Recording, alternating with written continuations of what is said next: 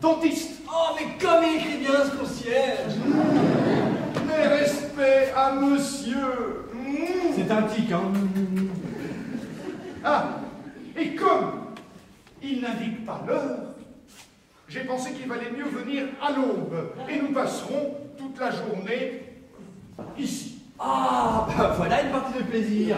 Wonderful. Mais il faut un prétexte pour rester ici. Eh bien, j'en ai un. Ah bon? Lequel? Tu vas te faire arracher une dent. Ah! Ah non, non! Ah non, non, non. Ah, n'y comptez pas. Je refuse. Égoïste! Non mais le voilà, l'homme qui me parle toujours de son dévouement et qui est incapable de me sacrifier une dent. Demandez-moi autre chose. Non, non, mais c'est très bien, j'irai voir un commissionnaire. Hein? Très bien. Et quand je pense que je t'ai couché sur mon testament, et pour une forte somme, eh bien je te pifferai. Ah non, non, non, non. Oh, monnaie. Oh non, non, non. Ne m'y fais pas. Ne m'y fais pas. Appelez-moi le dentiste. Je suis prêt. On me dit que vous demandez monsieur Gredin. Tiens, une nouvelle bonne. Oui, c'est pour une dent, pressée. Oh, pressée, elle peut attendre. Je suis désolée, mais monsieur Gredin est sorti et les salons ne sont jamais ouverts avant midi. Oui, mais dites donc, si nous avons mal à 11 heures. C'est bien rare. Si vous voulez prendre la peine de revenir, je peux vous donner un numéro et vous passerez les premiers. Ah non, non, non, non, non, je ne tiens pas du tout à passer le premier. Oh, moi non plus. C'est joli ici. Pépite. Ah, c'est joli ici. C'est très joli. C'est gentil. Comment? Gentil salon. Ah, très gentil. Je pense que nous allons rester ici une partie de la journée. Oui. Et on peut se faire servir à déjeuner? Non, on ne doit pas manger ici, c'est un dentiste. Le restaurant est en face. Alors, Pépite, puisqu'on ne peut pas venir avant midi, et qu'on ne nous sert pas à déjeuner, nous allons en déjeuner à l'extérieur. Allez, la bonne. Tiens, voilà, 20 francs. Insolent.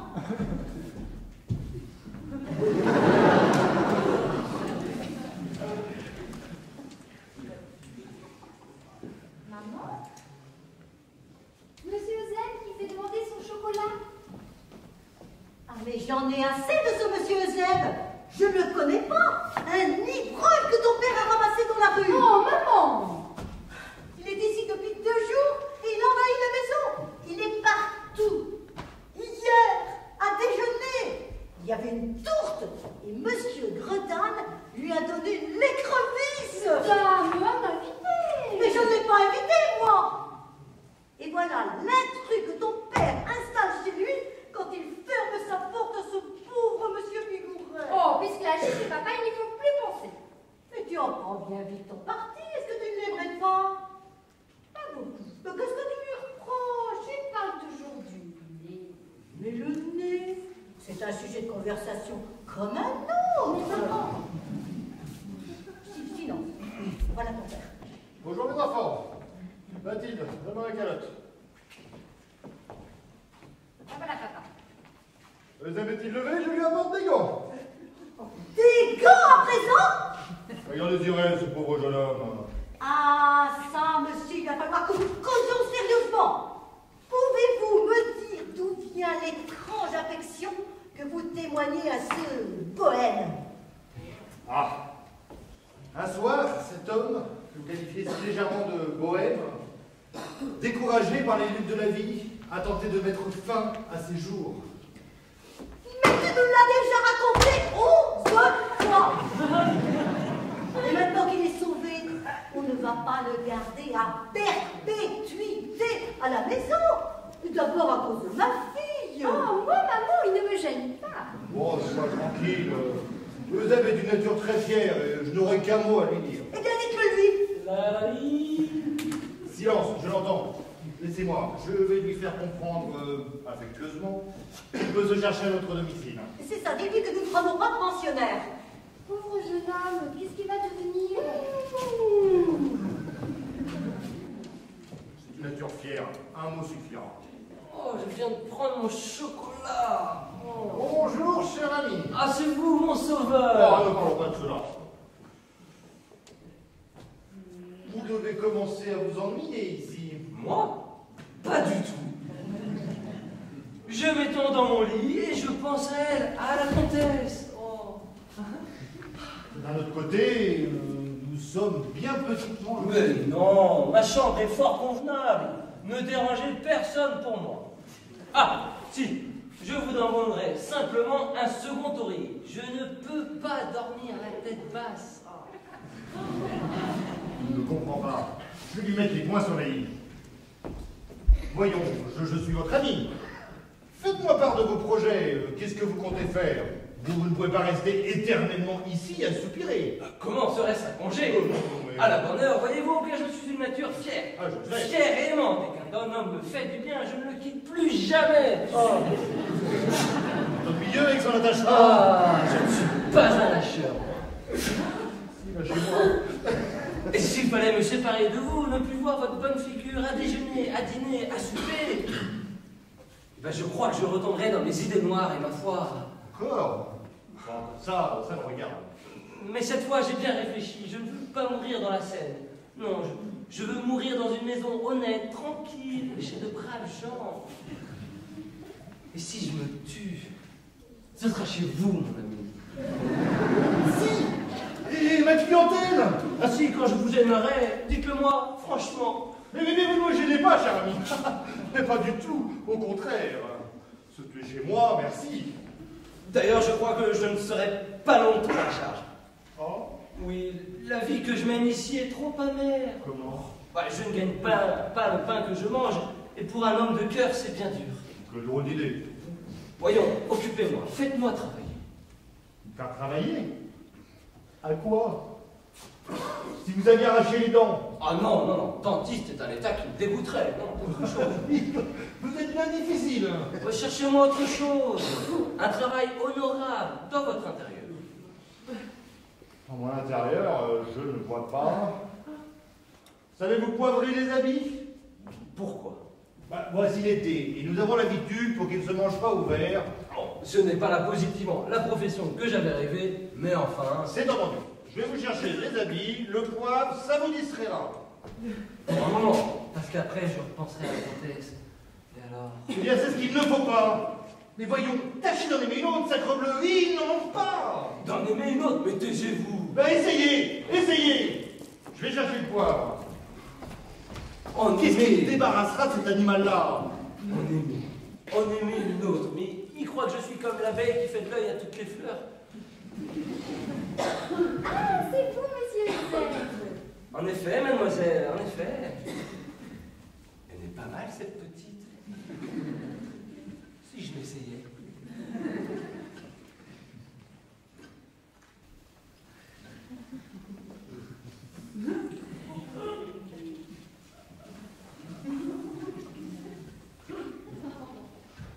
Qu'est-ce que vous avez donc à me regarder? Oh, je vous regarde parce que vous êtes jolie.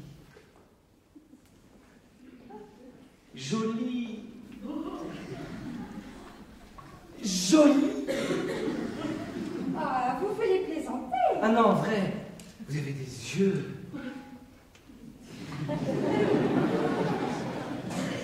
Des cheveux.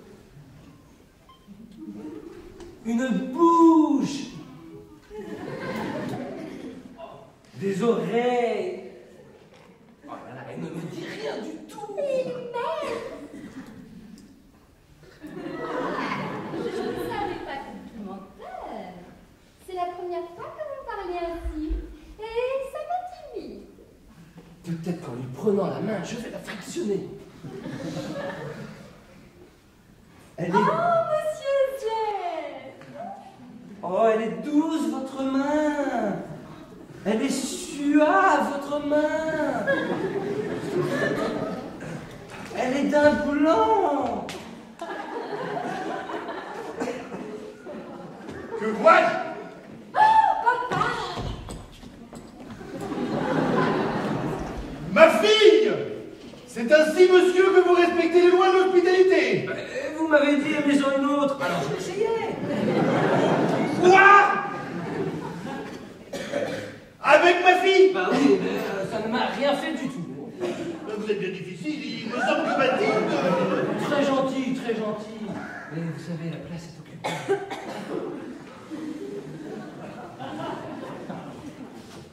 Voici les habits et le poivre. J'ai trouvé par là une idée pour vous utiliser.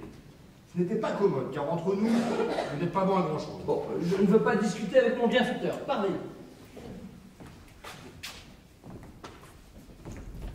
Je vous fais passer pour un grand personnage, un riche client. Bon, ça n'a rien de vraisemblable. Et après? Vous vous promènerez dans mes 3 salons. Oui, j'ai 3 salons. Et vous crierez: oh, quel génie que ce gredin! Il n'y a que lui! Il n'y a que lui! Quand il y aura du monde, parce que quand il n'y aura personne, ça ne sert à rien. Naturellement, on ne voit pas la caisse dans un coffre à bois. Ce n'est pas tout. De temps en temps, vous ouvrirez la bouche comme ceci. Et vous montrerez vos dents. En criant: elles sont toutes fausses! Aux dames, surtout. Comme c'est bien imité! Quel génie! Quel dentiste! Il n'y a que lui! Il n'y a que lui! Vous voyez, ce n'est pas difficile. Non, mais seulement il y a des dents fausses. Eh bien quoi, les dents fausses? Ce sont les plus belles.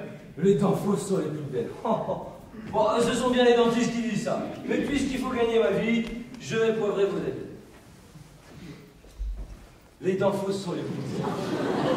Vraiment, on aura tout entendu. Oh, sapristi! Je ramasse tout, ne vous inquiétez pas. Vous avez renversé le poivre? Mais vous l'étalez, au contraire! Allez, ici, pépite! Des clients, on ne voit plus!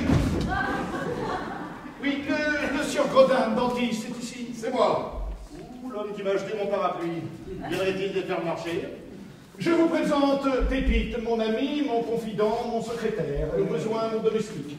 Il ne m'en connaît pas. Il est tourmenté par le désir de se faire arracher une dent. Ah! Laquelle? Oh, peu importe. Oh, ce que vous voulez. Moi, ça m'est égal. Oh, moi aussi. J'ai droit de client. Monsieur, si vous voulez passer dans mon cabinet? Je vous laisse avec monsieur le marquis Eusèbe de Potas, un de mes plus riches clients. monsieur? Marquis? Encore s'il m'avait donné les gants qu'il m'a promis. Mais avec du chic. Et l'élégance.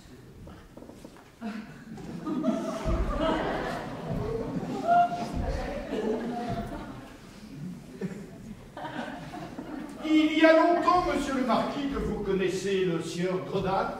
Mais depuis mon enfance, quel génie, quel dentiste! Il n'y a que lui! Il n'y a que lui! Et il arrache. Ah, on croit manger un bourbon. Étiez-vous aux courses hier? Ah mais tout à fait, j'adore les chevaux. Et vous? Passionnément. Surtout les chevaux russes. Je les préfère aux Anglais. Ah oui, mais pourquoi? Ils supportent mieux le froid. Et pour l'été, j'ai des chevaux du Sénégal. Ils supportent mieux le chaud. Mais ma fortune me le permet. Il est bien cet homme-là, il est original. Et dites-moi, monsieur le marquis, on dit que le sieur Gredin jouit d'une clientèle très somptueuse. Gredin? Quel génie! Quel dentiste! Il n'y a que lui! Aïe! Mais il se répète. Dites-moi, on dit aussi, monsieur le marquis, que sa clientèle est essentiellement tournée vers les femmes. Oh, mais je vous en réponds. Soyons débauchés. À vrai dire, c'est pour cette raison que je suis ici. Toujours à l'affût, c'est comme moi. Ah, monsieur le marquis, vous avez l'air d'un sacré gaillard. Oh, vous savez, chacun a son petit, laissez aller. Et dites-moi, vous connaissez la petite... Mais je les connais toutes. Ah oui, caoutchouc. Oh, parfaitement, mais parfaitement. Et voyons donc, jus de réglisse. Oh, mais je ne connais que ça, jus de réglisse. Oh, elle est libre. Ce matin, je lui ai envoyé 25 000 et 2 mots, bébé, c'est fini. Mais dites-moi, il en est une qui les éclipse toutes. Mais laquelle? Non, mais vous ne la connaissez pas. Bon, ça m'étonnerait bien, dites-moi tout. Suzanne de la Vendée. Hein, Suzanne? Oui, quoi? Rien. Oh, quelle femme admirable. Elle a une jambe, C'est simple, j'en suis fou. Mais moi aussi, j'en suis fou. Ah, mais alors nous sommes rivaux. Ah oui, mais seulement moi, je vous préviens que c'est sérieux. Oui. Eh bien, moi, je vous dis aussi que j'en suis très sérieusement épris. Mais je ne suis pas homme à vous céder la place, alors là... Eh bien, en ce cas, monsieur le marquis, j'ai le regret de vous dire que nous voilà embarqués dans une lutte acharnée, mais courtoise. Je vous jette mon gant. Et moi qui n'en ai pas, eh ben je le ramasse, moralement. Passez, monsieur.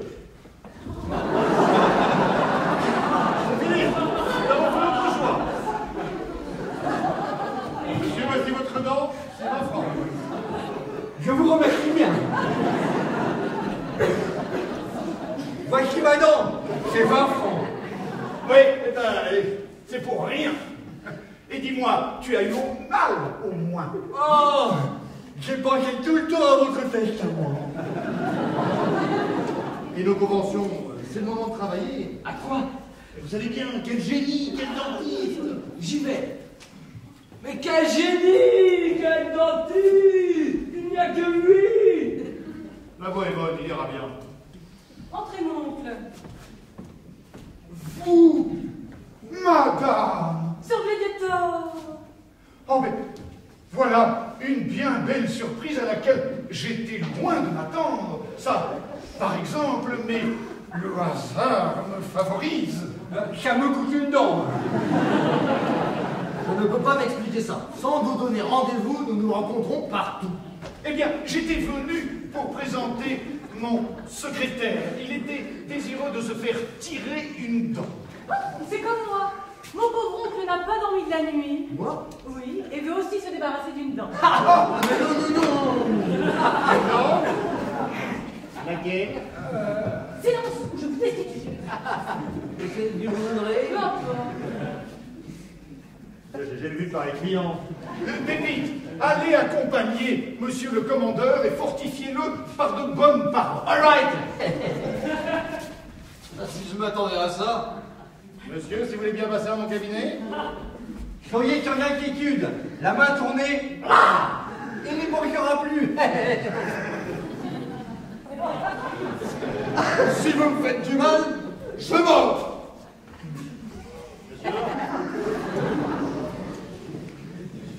Enfin, seul, et je la tiens.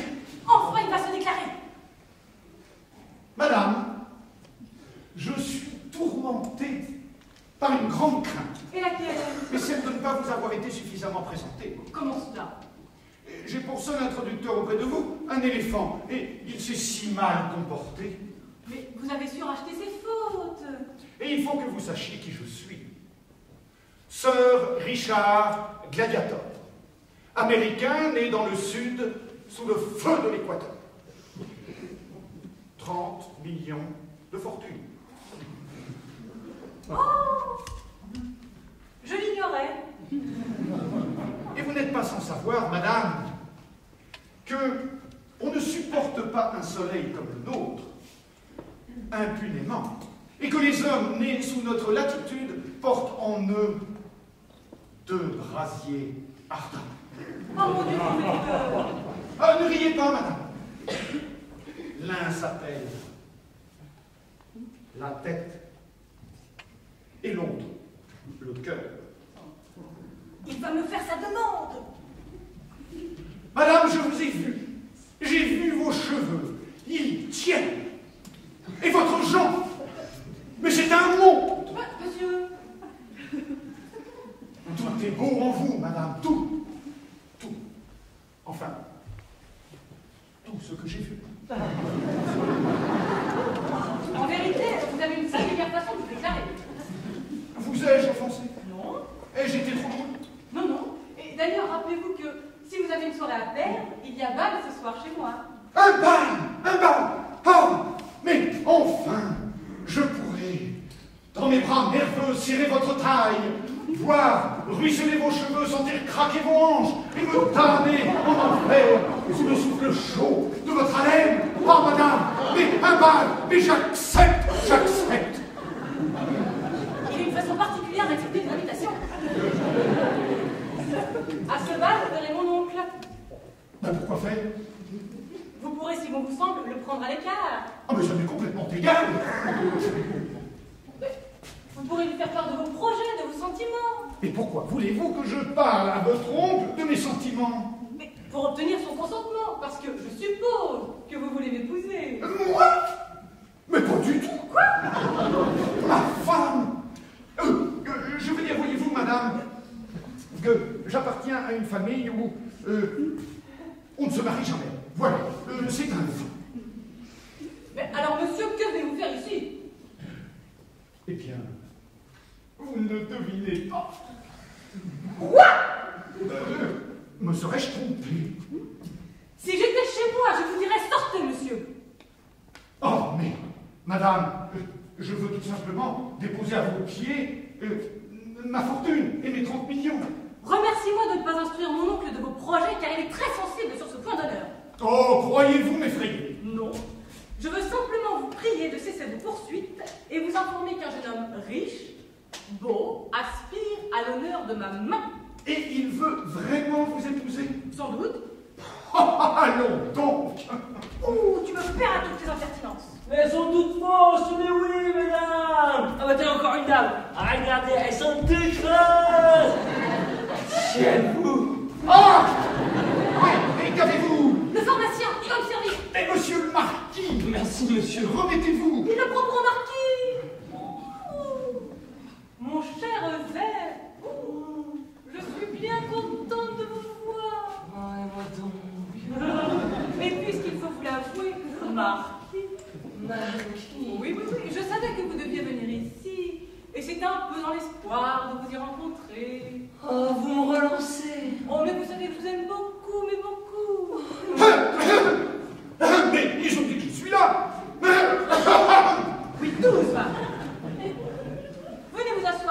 moi, sur le divan. Marquis. Oh, mais ce divan, quand vous y êtes, c'est divin. Ah! Je dois vous dire que mes dents ne sont pas fausses. J'ai dit ça pour causer. Je donne une petite fête chez moi ce soir. Je compte sur vous et sur vos amis. Oh, très bien. J'irai avec la famille Grodane. Le père l'a sauvé, nous serons quittes. À ce bal, vous verrez mon oncle. Il m'intimide. Oh, vous pourrez, si bon vous semble, le prendre à l'écart. Mais c'est une circulaire!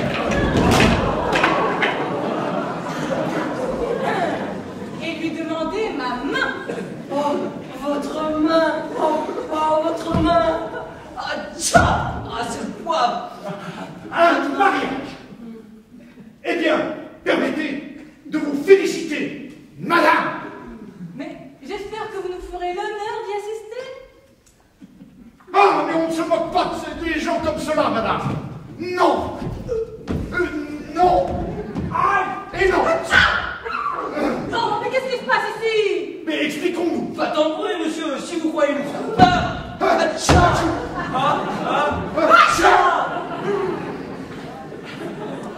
Ce qui est fait, on a opéré le commandeur.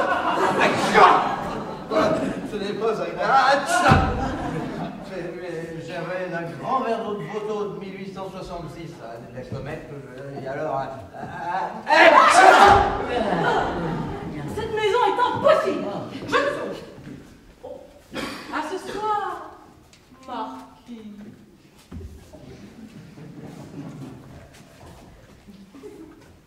Pépite, mon chapeau!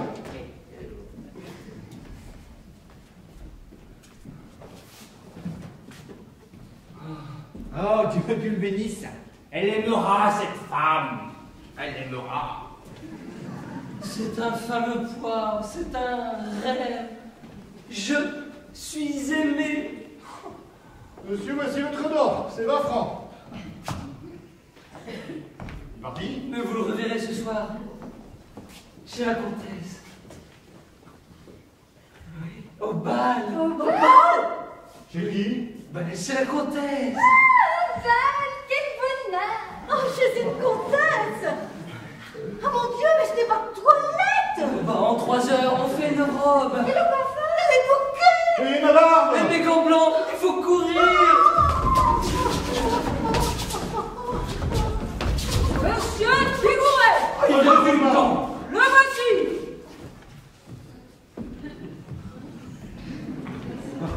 Monsieur, j'ai consulté un tribunal d'honneur qui a décidé que je pouvais accepter la chose sans déchoir. À demain. Je suis prêt. À demain.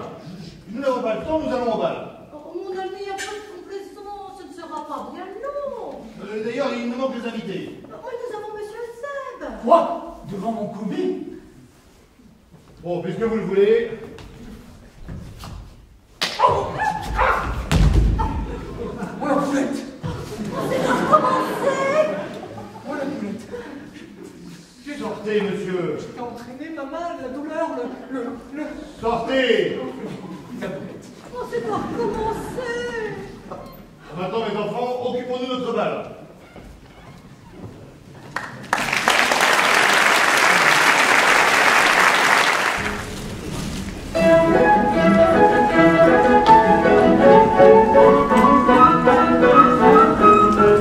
En cherchant dans la ville, on trouverait, je crois, quelques maisons tranquilles, pleines de beaux bourgeois. Ces vieux personnages ne sont pas comme nous. Ils disent qu'ils sont sages, nous disons qu'ils sont fous.